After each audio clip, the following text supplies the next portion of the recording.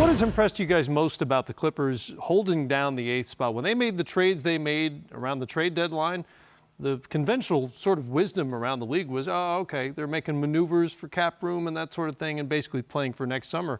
They're 10-5 since and still in the picture. Well, it looked like they were only trading to be able to get their draft pick and move out of the playoffs, but those guys have been resilient, and when you lose your leading scorer, you look like you're not going to be the same team, but a bunch of guys stepped up.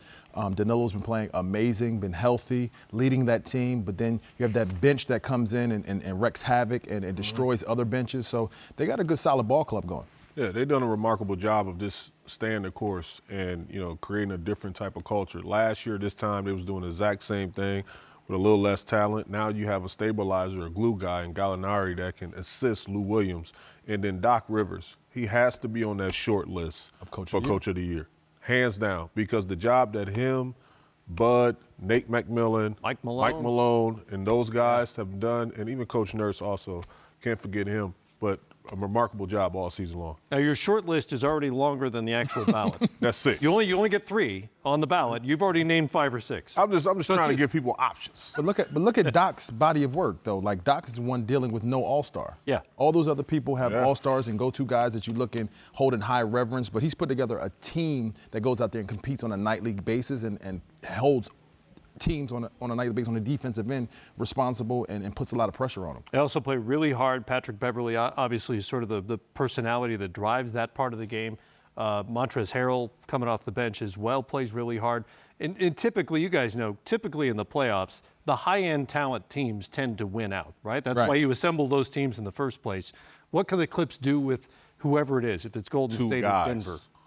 Well, they just keep putting pressure on you, and that bench comes in and they know that they have a responsibility of putting up points but also defending and keeping that tempo going that the first unit does. So Danilo starts the game, but then Montrez and Lou come in and keep that thing going. So that consistency over a nightly basis is what puts a lot of pressure on teams, and they can do that and play with anybody. Yeah, they do it by committee, but when you look at the top 3 teams, whether it's Golden State, the Houston Rockets, or even the Denver Nuggets, you will want to land possibly the Denver Nuggets just because they're young. That's the team everybody wants to take a shot at because they haven't been through it. But I also say this, be careful what you ask for because they might be young enough not to know any better. Right. You saw that with the Boston Celtics as they took Cleveland to, they took them to the brink last year with LeBron James being on that ball club. So they're young enough possibly not to know better where they can scare a lot of people. Sure, but if those are your options, I would take Denver. You're trying to take Denver, right? Just because you don't know how they're going to react. They haven't been through this before. Yeah. As for Brooklyn, one of the better stories in the NBA this season, and if they can make it through this 7-game stretch and not have like a 1-6 road trip, they're probably going to return to the playoffs. And Kenny Atkinson said it this week.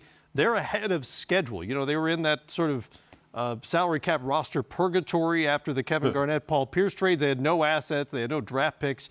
And they've been able to build a roster that looks like it's going to return to the postseason. It really have, because when you acquired D'Angelo Russell, you did not think that he would be a cornerstone of a franchise. When you acquired Spencer Dinwiddie and you brought him on with the 3-year optional deal that he was under for some time, he's grown into a special talent. And now you built through the draft and you have, a little space where you can acquire some more pieces. So they're a scary team also in the Eastern Conference. Young, excellent backcourt.